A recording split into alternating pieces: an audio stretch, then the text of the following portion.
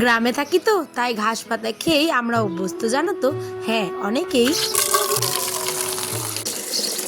দেখো বন্ধুরা, এদিকে আছে রৌদ্র আর এদিকে আবার টিপটিপ করে বৃষ্টি পড়া শুরু হয়ে গেছে। ঠিক এই কথাটাই অনেকে বলে জানো কমেন্টে, কিন্তু তাদেরকে আমি কোনো কিছু রিপ্লাই করি না, কারণ ওরা যেটা বলে একদম 100-এর মধ্যে 99% ঠিকই বলে। চলো তবে শুরু করা যাক আজকের এই ঘাস পাতা দিয়ে ছোট্ট একটি গল্প। হেই, আমি উত্তর দিনাজপুর থেকে পাইল। তোমরা কেমন আছো? আশা করছি ভালো আছো, সুস্থ আছো। আমার নতুন ব্লগে তোমাদের সকলকে স্বাগত। আজ সকালবেলায় একটা হাতে মস্ত বড় লাঠি নিয়ে বেরিয়ে গেছি রাস্তার দিকে। কেন বলো তো? আরে না, কাউকে মারবো না, গুতবো না। আমি আজকে গাছপাটা তৈরি করব। তাই গাছ থেকে দেখো জলজান্ত একটা কাঁঠাল তুলে নিলাম। সকালবেলা থেকেই মনটা ভীষণ চাইছিল আজ কাঁঠাল রান্না করব। গ্রামের কাঁচা মাটির গন্ধ দেখতে পাচ্ছ, বৃষ্টি ভেজা সকালবেলা, বৃষ্টিটা গোটা রাত পড়েছে জানো। আর এই দিকে আমি দেখো কাঁঠাল তুলতে একদম নাজেহাল অবস্থা। কোনো মতে কাঁঠাল আসে না, কিন্তু কাঁঠাল তুলতে গিয়ে যে এমন ক্ষতি হবে কে জানতো বলো তো। এক কাঁঠাল তুলতে গিয়ে আরেক কাঁঠাল পড়লো মাথার পরে। হ্যাঁ, মাথার পর পড়েনি, জানি তোমরা অনেকে হয়তো খুশি হতে পড়লে, কিন্তু পড়েনি, সাইডেই পড়েছে গো। দেখো আমি কিন্তু অতটাও পাকা না গাছ থেকে ফল পাড়ার ক্ষেত্রে আর কি। তো দেখো এখানটায় একটা কাঁঠাল পাড়ছিলাম বহু কষ্টে। এখন থেকে দেখছো তোমরা যে আমি চেষ্টা করছি, কিন্তু কোনো রকম কিন্তু কাটতে পারছি না। তাই সাইডের একটা এই যে পড়ে গেল টুক করে, ভাগ্যিস আগের দিকে যায়নি, নাহলে কিন্তু মাথাতেই পড়তো। আর একটা ক্ষতির কথা যে বললাম সেটা হচ্ছে পাশের কাঁঠালটা একদম দু টুকরো হয়ে গেছে, কিন্তু ওটা কিছুতেই আমি আর কাটতে পারলাম না গো।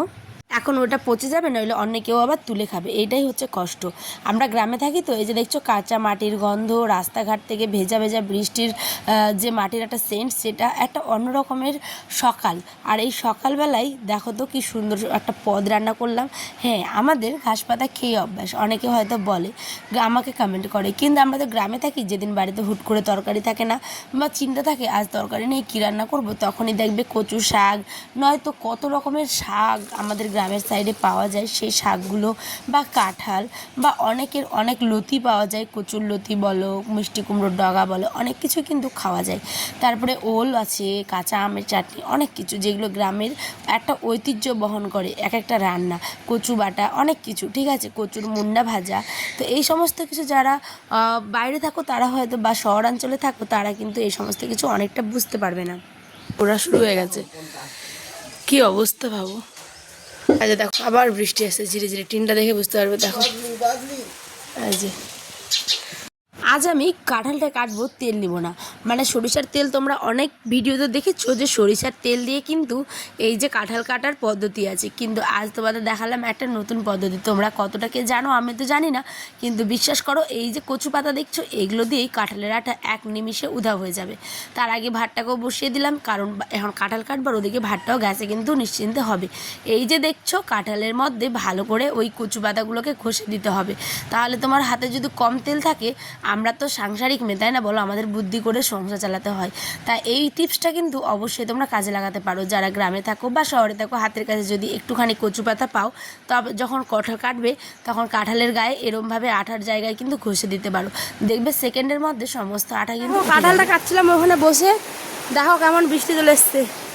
এই কাঁঠাল রাখে নাই ফের, এই যে দেখো এখানে কাঁঠাল, আর এইদিকে দেখো আজ যে বৃষ্টি, থাক আজ বৃষ্টি চলে এসছে। দেখো তো মনটা কেমন করে, এই যে বৃষ্টি। ওই যে বললামই আমাদের গ্রামে বেশ কয়েকদিন যাবত রাত্রিবেলা করে কিন্তু বৃষ্টি পড়ে, জানো বন্ধুরা। কত মেঘ লাগিয়েছে দেখো একবার অবস্থাটা দেখো আকাশের। এখনই বৃষ্টি আবার মুষলধারে আসবে, এই যে দেখো অন্ধকার হয়ে গেছে চারিদিকটা। আমাদের জাস্ট কাটা হয়েছে, এখন ঘরে যাবো দৌড়ে। আয়নার বাবা এখনো ঘুমিয়ে, তো চলো তাড়াতাড়ি ব্লগটা আমি ঘরে গিয়ে এবার কন্টিনিউ করছি বাইরে। ওরে বাবা, চলে আসলাম ঘরে। এসে দেখো হলুদ জলে ডুবে রেখেছিলাম হচ্ছে কিছুক্ষণের জন্য এঁচড়গুলো। এঁচড় তো বলতে এটা কাঁঠালই হয়ে গেছে, এঁচড় তো এর থেকেও ছোটো তাই না। এবার জোর হাওয়া দিয়েছে, চলো ঘরের দিকে যাই। আমার ছেলে আমার হাজব্যান্ড সকলে এখন ঘুমিয়ে জানো। আর আমি কিন্তু সকালবেলা উঠে রিলস করলাম কিছু, তারপরে ভিডিও এডিটিং ছিল, শর্ট ভিডিও, মিনি ব্লগ, সমস্ত কিছু এডিট করার পরে লাইভ কিছু শ্যুট করলাম, লাইভ ভিডিও হলো। তোমরা চাইলে আমার অনেক ভিডিও আছে, তোমরা একবার হলেও ভিজিট করো। আমার পরিবারের নতুন হলে পাশে পাশে থেকো। তোমাদের ভালোবাসা আমার খুবই প্রয়োজন গো। তোমরা আমার সত্যি বলতে নিজের থেকেও মানে নিজের কাছের মানুষগুলোর থেকেও অনেক প্রিয়। তো যাই হোক চলো, এখন আমি এই যে মশলা দিয়ে দিলাম জিরে, আদা, রসুন, পেঁয়াজ বাটা, আর কিচ্ছু দিন আর তেজপাতা, এদিকে কয়েকখানা পাঁপড় ভেজেছি, আর ওই যে হলুদ লবণ দিয়ে সেদ্ধ করা কাঁঠাল। ইস, এর যা স্বাদ বন্ধুরা, এই কাঁঠালের কিন্তু অনবদ্য স্বাদ, কারণ এটা একটুখানি লেগে লেগে এসছে, বলতে পাকা কাঁঠাল টাইপের হয়ে এসছে, আর এইটা যা সিদ্ধ হয় না, খেতে একদম দারুণ হয়। চলো, আমার রান্না এখানে প্রায় কমপ্লিটের দিকে। এবারে আমি দিয়ে দিলাম সানরাইজের মিট মশলা। 8:30টার মতো বাজে, ছেলে আমার উঠে পড়েছে। চলো আমি এবার বিছানাটা খুলি। আর বিছানাটা কোনো দিনও কিন্তু আমি মানে আর আমার হাজব্যান্ড তোলে, যেদিন বলি সেদিন, নাহলে কিন্তু আমি তুলি। আর এদিকে দেখছো কত হাওয়া, আমার ঘরের পর্দা টর্দা সব উড়ে পড়ে যাচ্ছে। এখানে দেখো এই যে আয়ন হাত মুখ ধুলো, ঘুম থেকে উঠলো এখন 9টা, 9:15 দিকে।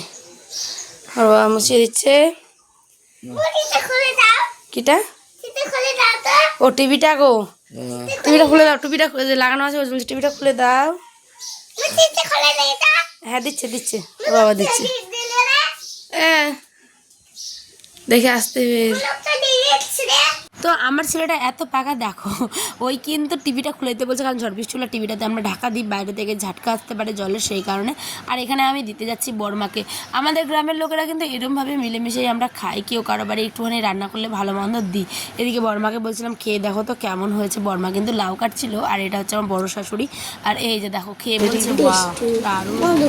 খাওনি চাকে তো দেখো ঝালা গেলে কি হয়েছে, ঠিকছে না নুন ঝাল। তো ওখানে আমার পিসি ছিল। তো যাই হোক, এখানে ওরা খাচ্ছে, সবাই মিলে খাক, ওদেরকে দিয়ে থুয়ে আমি তারপরে কিন্তু ব্রাশ করলাম, কারণ আমার ব্রাশ করার সকাল থেকে টাইম নেই, এতগুলো কাজ মাথার পরে। সকালে 8:30 থেকে 9টার মধ্যে আমাকে রান্নাগুলো কমপ্লিট করতে হয়, যেহেতু আমার হাজব্যান্ড বাইরে যায় সেই জন্য কাজে। এবার চলো, আমি কিন্তু আমার হাজব্যান্ডকে খেতে দিয়ে দিয়েছি, এবার আমরাও সবাই মিলে খাবো। খাওয়ার পরে কিছু লাইভ ভিডিও করব, আবার রিলস করব, আবার এডিট করব, সমস্ত কিছু করার পরে দেখো একটুখানি সাজুগুজু করেছিলাম, তোমাদের কেমন লাগছে জানাবে। আর আগামী দিনের ব্লগ ঠিক সন্ধ্যে 6টায় পাবে। আজ এই পর্যন্ত, দেখাবো নেক্সট ব্লগে, টাটা।